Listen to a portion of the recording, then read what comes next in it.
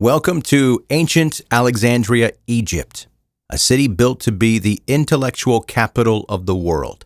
Founded by Alexander the Great, Alexandria quickly became a magnet for scholars, philosophers, and scientists. At its heart was the Library of Alexandria, the greatest collection of human knowledge ever assembled in one place. This wasn't a dusty room with a few scrolls.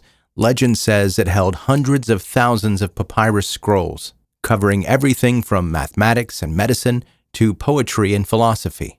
The library was a hub for some of history's brightest minds, people dedicated to collecting, preserving, and sharing knowledge from every corner of the known world. It was the original Google, encyclopedia, and think tank, all rolled into one. But unlike Google, this treasure trove of wisdom didn't survive. The questions of what was inside and how it disappeared are some of history's biggest mysteries.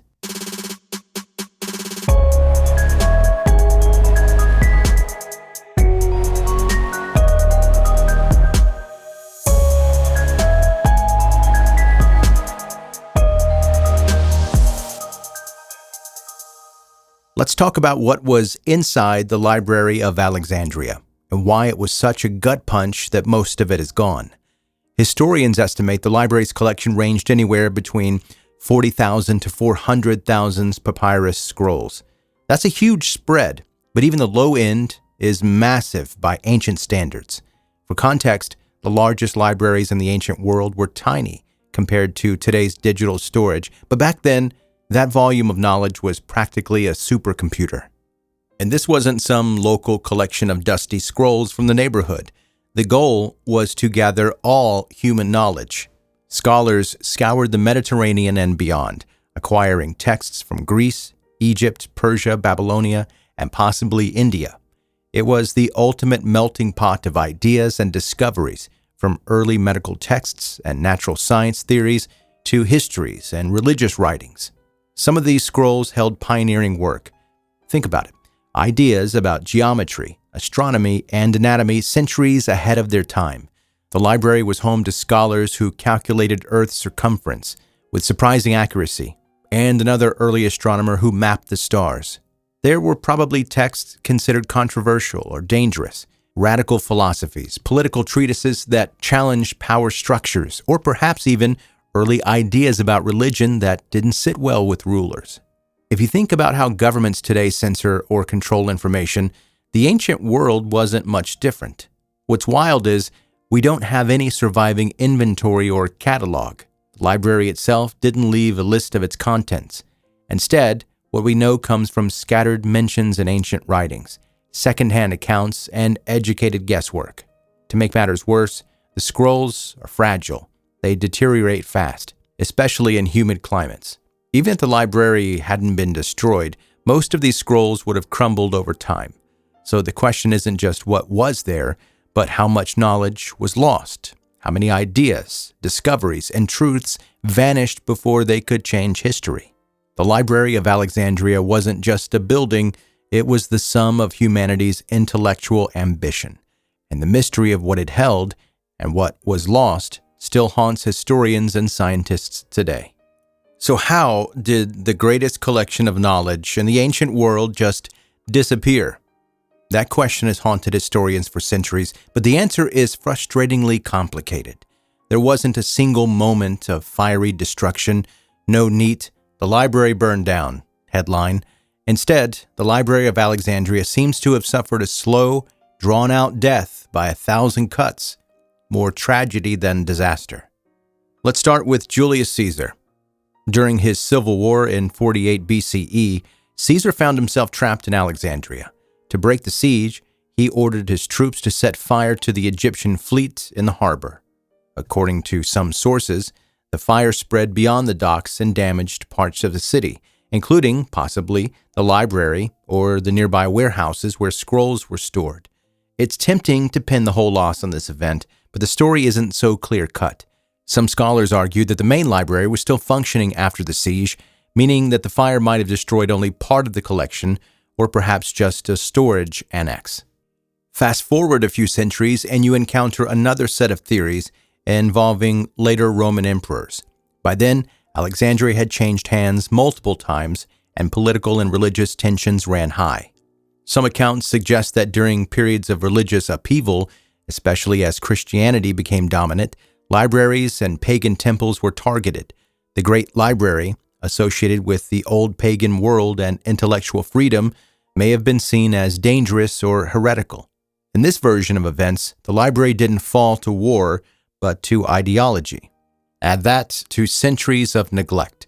The ancient world wasn't exactly known for its climate control or preservation techniques. Scrolls are fragile and prone to decay.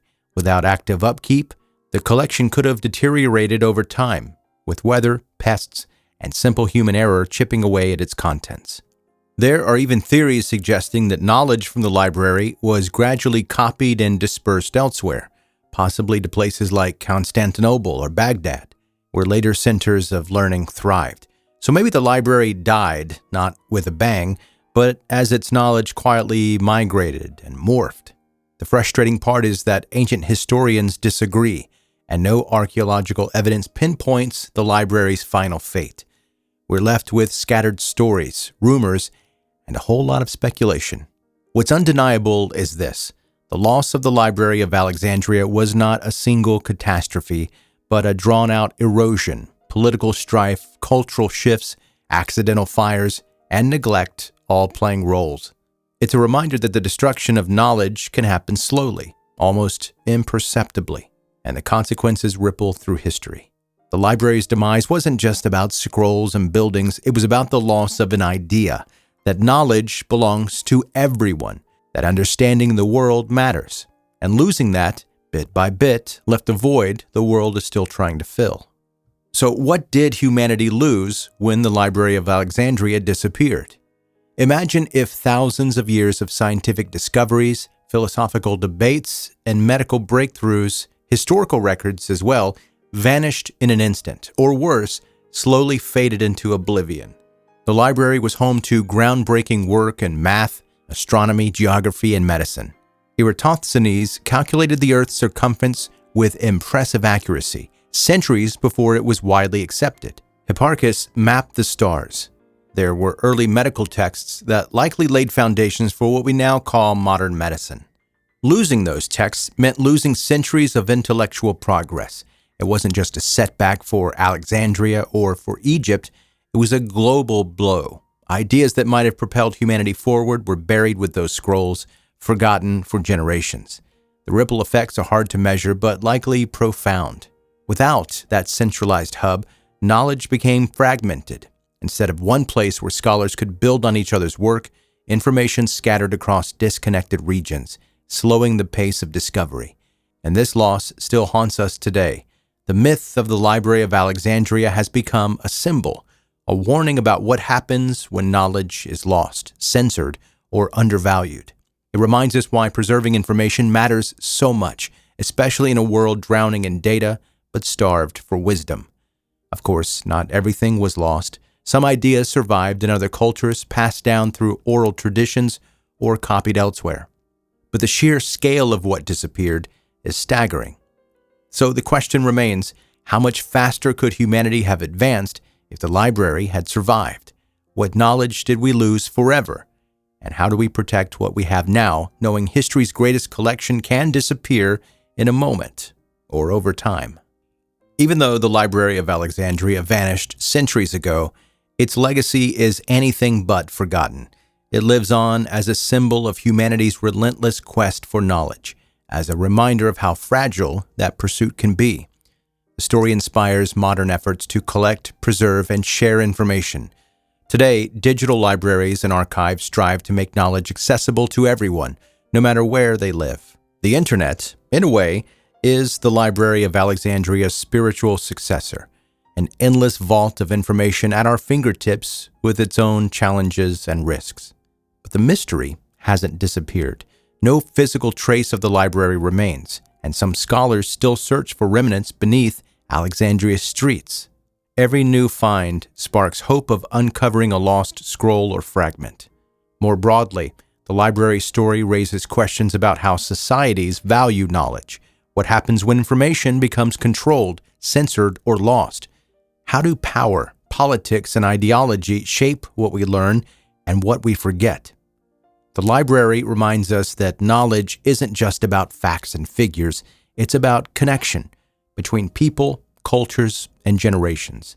It warns us that preserving that connection requires constant effort.